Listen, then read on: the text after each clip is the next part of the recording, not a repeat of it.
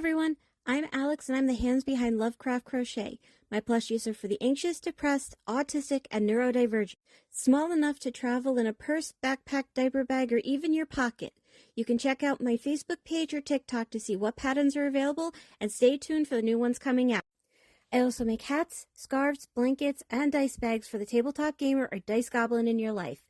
Feel free to order through the page, TikTok DMs, or via email at love.craft.crochet@gmail.com.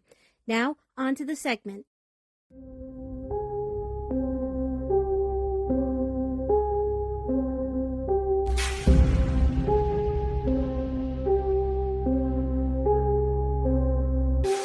Urban legends, missing heaven, hookman coming for you, missing 15 minutes.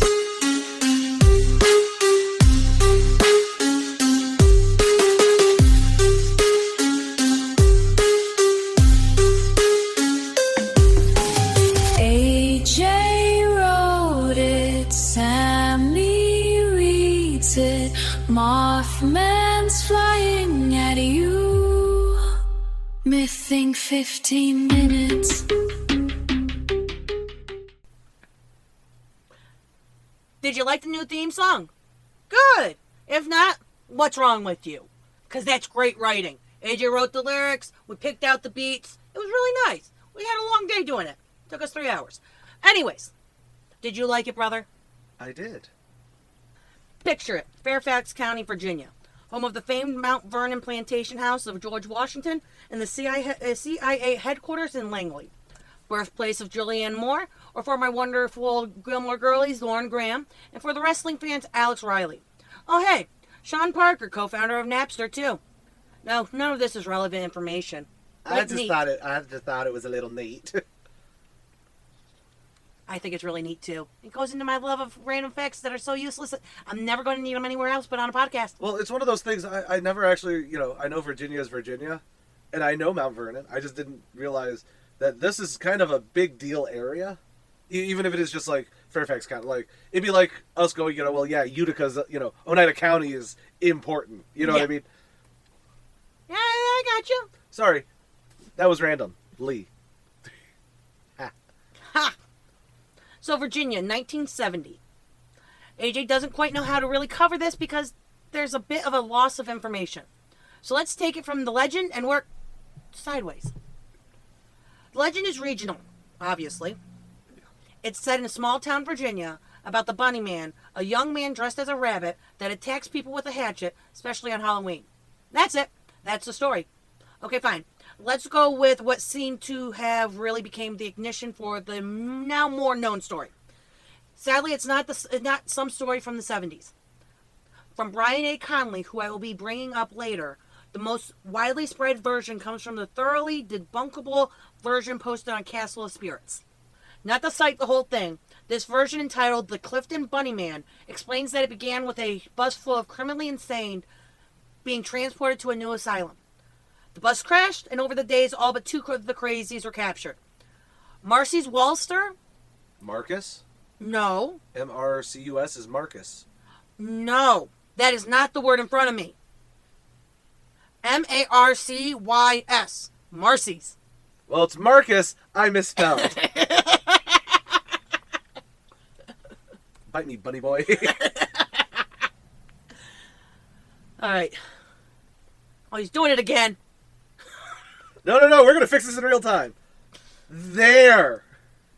Is that better? And this is why we don't do this when you have a laptop out. You're right. This is why we don't do this when you have your laptop. All right, where am I? The bus crashed. The bus crashed, and over the following days, all but 2 of the crazies were captured. Marcus Walster and Douglas Griffin. No, those names aren't really important. Days of searching, and all the police found were dead, half-eaten rabbits till they finally found Marcus's body mutilated by the Fairfax Station Bridge, now known as Bunnyman's Bridge, although officially named the Colchester Overpass. Okay. So Griffin was on the run, although dead bunnies were still being found all over the place. So the locals started calling him the Bunnyman. Nothing much more came out of it until one Halloween. Kids were doing their usual let's hang out, drink, and be dumb around the overpass. It's what small town kids do. We had our own dumbass spot. This is true. Right, so suddenly there's a bright light in the tunnel, and within seconds the kids were dead. Throats slashed, bellies gutted. The boys were strung up at one end of the bridge so that their feet dangled over the edge. The girls were done up the same way at the other end. The following Halloween, the same thing happened, this time to 6 teens, only now there was one survivor who ran and could barely speak. Because she couldn't, apparently she was accused of the murders and locked up in an asylum where she died 50 years later. I've seen this movie. Yeah, it is actually. Keep going. You'll understand why all of this is thoroughly debunkable. Then, of course, the only other incident of such things was in the 1980s when another group of teens had this happen with one survivor who was so shocked her hair turned white. Naturally, all of this may sound familiar because it's all the sort of thing every small town has as their stories. None of them are true. Everyone generally doesn't make sense compared to the others. You know, why is random insane person who magically escaped in like 19, those two stories outside of the one from the 80s, supposedly in 1905, you know what I mean? So it's like, but then you got the criminally insane bunnyman who was, apparently an escaped convict. So where did the supernatural light at the tunnel go? He's killing them within seconds of each other. Yeah. But here's the rub.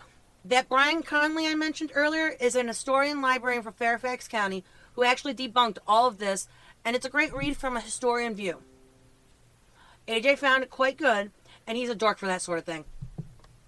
Truth is, something did happen in Fairfax County that was reported as a bunnyman, but nothing to do with the legend.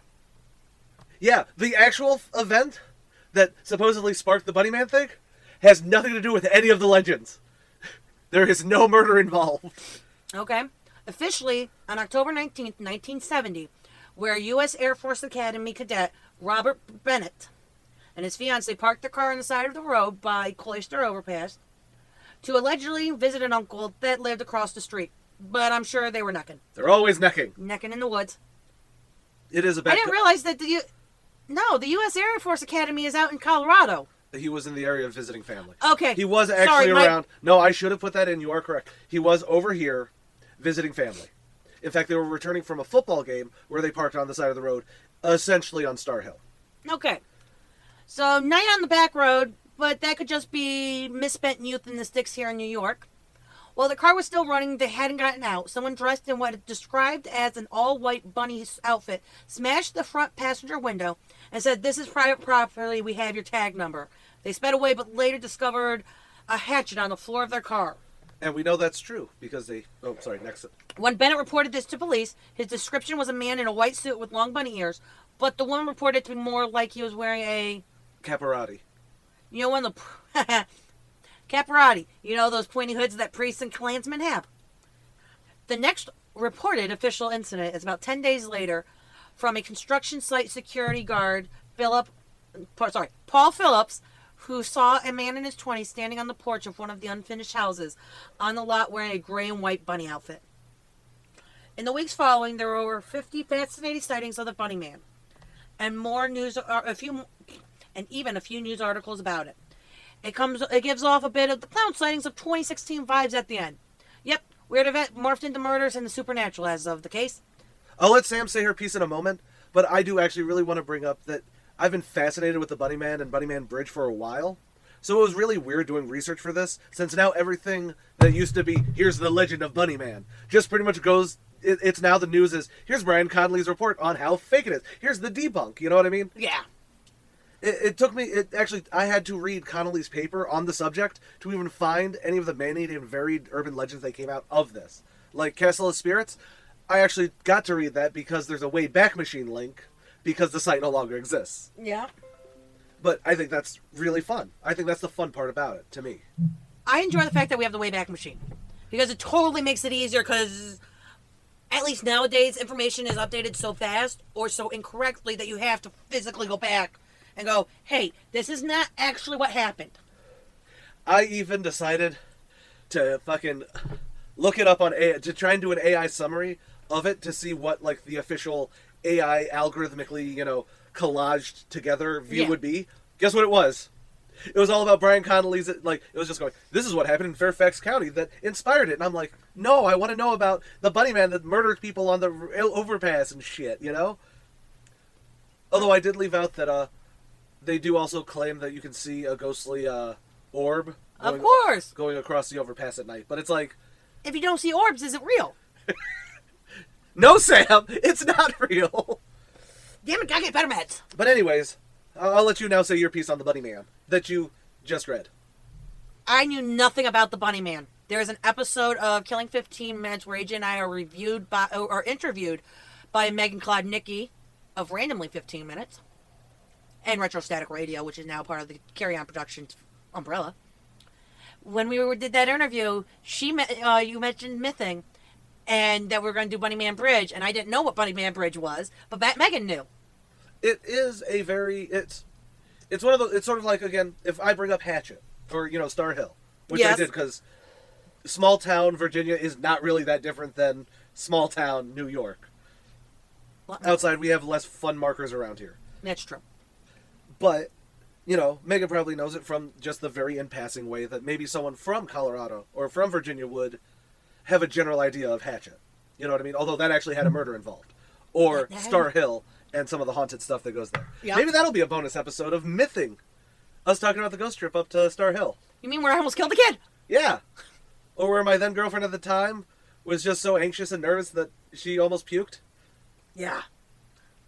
Or I could tell you when me and Pregler went up. Me, him, and oh no, it was just me and him who went up and had, those woods are fucking creepy at night. That's 100% the only reason we saw shit moving in the woods that night was because anyone who has dark roads knows how fucking creepy it is. It's also why U.S. Air Force Cadet Bennett, when they did report to the police, there is official police report things. Although it's weird that they gave the hatchet back to when the cops they looked at the hatchet. They gave it back to the couple? And then gave it back to the couple like, well, we can't really do nothing about this. And it's like... It's the 70s. I know, that's exactly where I'm like, oh, it is the 70s.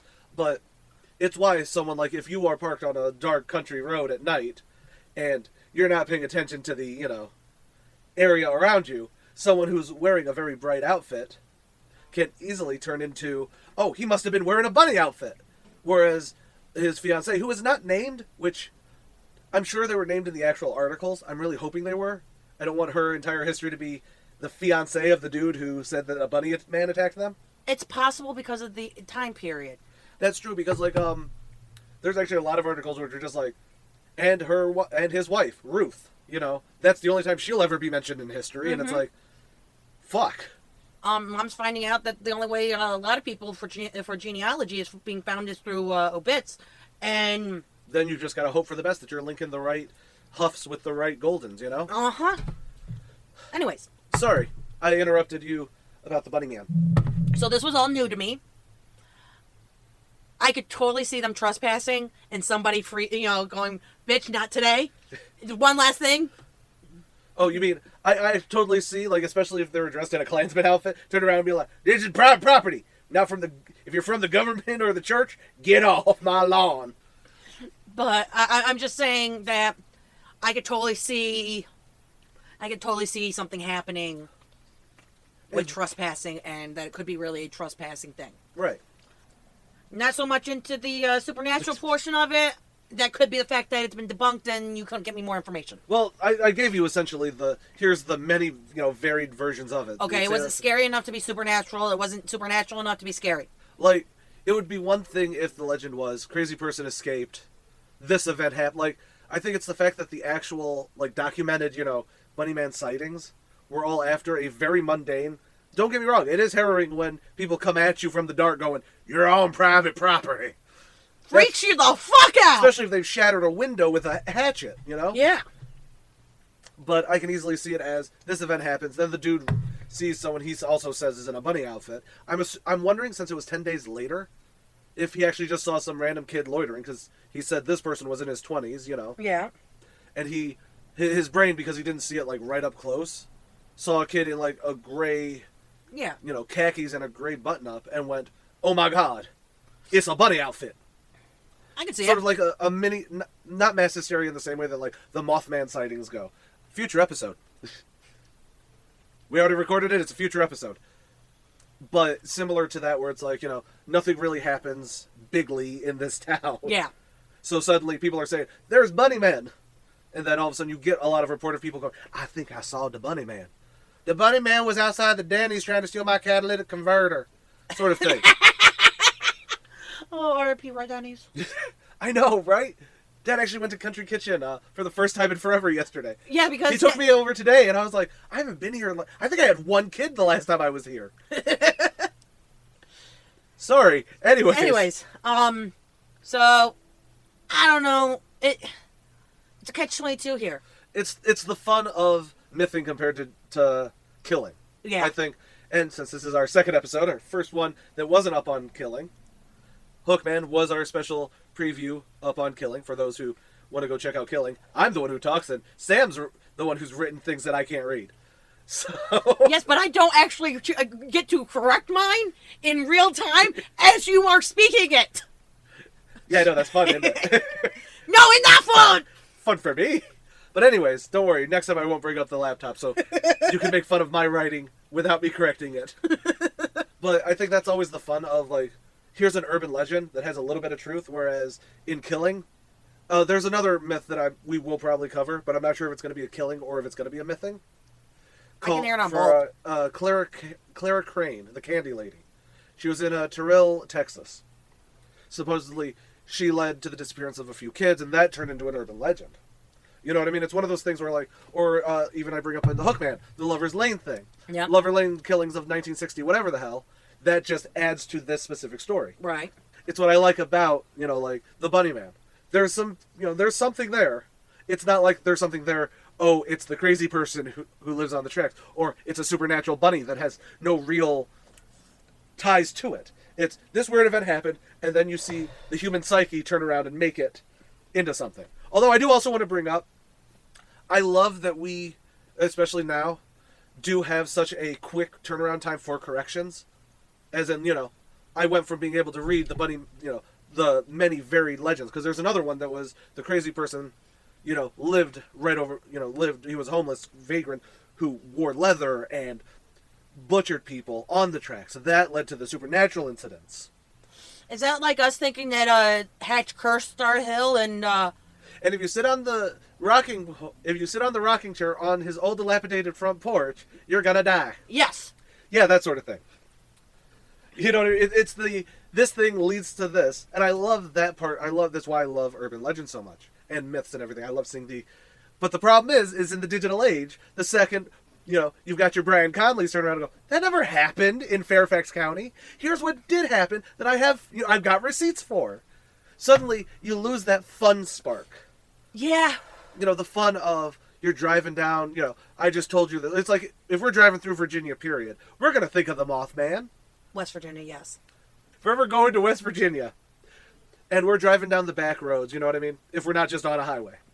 I don't know, the highways in West Virginia are creepy as fuck, too.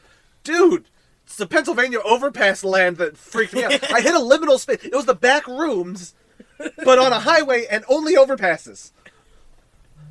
But that's what you get for 18 hours of driving. Because your sister's tummy hurts. I was puking so bad. Anyways, final thoughts. Final thoughts is that I enjoyed the story of what really happened way more than the urban legend. Your true crimes brain is going, yeah, it was probably a Klansman, there was probably a rally. You went into... I did not think a rally or anything like that. But I could totally see somebody coming out and smashing a window. I don't think you would leave your hatchet, but okay, man. Depends on the swing. I've broken car windows before, and it's very easy to, once the window breaks, it hits the pillars, the inside part, and then tumbles through. I get that. I can see that. But anyways, I wasn't thinking Klansmen as in, there was a meeting and they interrupted a meeting. No. Oh, no, I was going with... He came back from one and saw people on his necking out front of his property. I wasn't thinking that either. The only reason I think they were necking is because according to and I do say it, is they shatter the front passenger window. Yes. And that's where they found the hatchet before, Mm-hmm.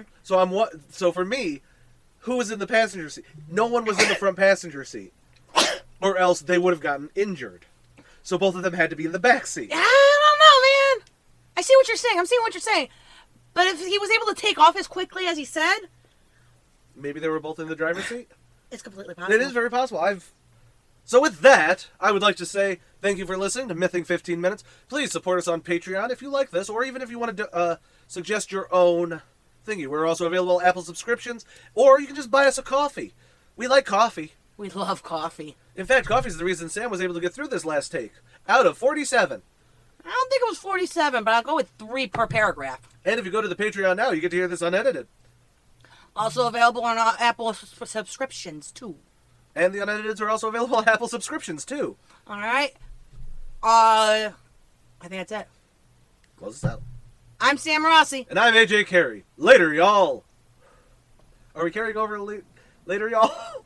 Keep on carrying on. C-A-R-E. Right. Because Carry on production.